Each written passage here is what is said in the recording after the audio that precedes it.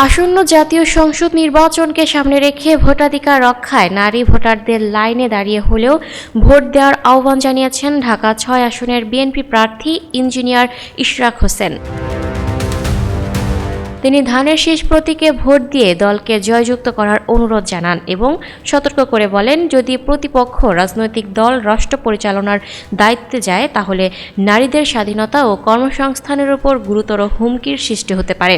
এ সময় তিনি নারীদের চলাফেরা ও ব্যক্তি স্বাধীনতার হরণের আশঙ্কার কথাও তুলে ধরেন। মঙ্গলবার ২৭ জানুয়ারি রাজধানী গেন্ডরিয়া ৪৬ নম্বর ওয়ার্ডে গণসংযোগ কর্মসূচির সূচনা অনুষ্ঠানে তিনি এসব কথা বলেন। ইশরাক বলেন, আমাদের প্রতিপক্ষ রাজনৈতিক দল বাংলাদেশ নিয়ে কি পরিকল্পনা করেছে আমরা জানি না। রাষ্ট্র পরিচালনার দায়িত্ব পেলে শিক্ষা ব্যবস্থা নিয়ে তাদের পরিকল্পনা কি, স্বাস্থ্য ব্যবস্থা নিয়ে তাদের পরিকল্পনা কি। বর্তমানে নগরীর যে অবস্থা, রাস্তাঘাট ভাঙাচোরা, চারদিকে নোংরা ময়লা আবর্জনা ছড়িয়ে রয়েছে, জলাশয়গুলো দখল হয়ে গেছে, আমাদের রাস্তা ও ফুটপাত দখল হয়ে গেছে, যানবাহন চলাচল করতে পারে না, মানুষজন ঠিকমতো হাঁটাচলাও করতে পারে না। কিছুদিন পর আমরা বর্ষা মৌসুমে প্রবেশ করব। তার আগে আমাদের যে পরিমাণ ড্রেনেজ ব্যবস্থা রয়েছে তা পর্যাপ্ত নয়, কিন্তু যতটুকু আছে সেগুলো সচল করার জন্য কোনো উদ্যোগ নেওয়া যাচ্ছে না। যারা রাষ্ট্র পরিচালনায় আসতে চায় সেই প্রতিপক্ষ রাজনৈতিক দল নগরবাসীর কাছে এ বিষয়ে কোনো পরিকল্পনার কথা জানাচ্ছে না। তিনি বলেন, এর পাশাপাশি দূষণ নিয়ে তারা কি করবে, আগামী দিনে এই নগরীকে বাসযোগ্য করে তুলতে তাদের কি পরিকল্পনা রয়েছে আমরা জানি না। তাদের একটাই কথা, একটাই ভাঙা রেকর্ড, চাঁদাবাজ, চাঁদাবাজ, চাঁদাবাজ।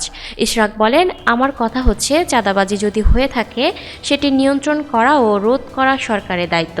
বাংলাদেশ জাতীয়তাবাদী দল রাষ্ট্র পরিচালনার দায়িত্বে নেই, বরং আমাদের প্রতিপক্ষ রাজনৈতিক দলগুলোকেই সরকারি দল হিসেবে বিবেচনা করে অনেকে। অতএব যদি কোনো ধরনের অপরাধমূলক কর্মকাণ্ড বা চাঁদাবাজি হয়ে থাকে তাহলে তাদের সংশ্লিষ্টতা থাকার সম্ভাবনাই সবচেয়ে বেশি। তিনি আগামী ১২ ফেব্রুয়ারি জাতীয় নির্বাচনে ভোটারদের অংশগ্রহণ নিশ্চিত করার আহ্বান জানিয়ে বলেন, বিশেষ করে নারী সমাজের উদ্দেশ্যে বলছি, কষ্ট হলেও লাইনে দাঁড়িয়ে হলেও ভোট দিতে যাবেন, ধানের শীষে ভোট দিয়ে আমাদের জয়যুক্ত করবেন। কারণ যদি কোনো কারণে আমাদের প্রতিপক্ষ রাজনৈতিক দল ভুল করেও রাষ্ট্র পরিচালনার দায়িত্বে যায় তাহলে তারা নারীদের গৃহবন্দী করে ফেলবে, তাদের ঘরের ভেতরে আটকে রাখা হবে, তাদের কোনো কর্মসংস্থান থাকবে না, তারা নির্বিঘ্নে চলাফেরা করতে পারবে না এবং তাদের ব্যক্তি স্বাধীনতা হরণ করা হবে। আসলে তারা আমাদের সবারই স্বাধীনতা হরণ করবে, আর নারীদের ক্ষেত্রে তা আরও বেশি হবে।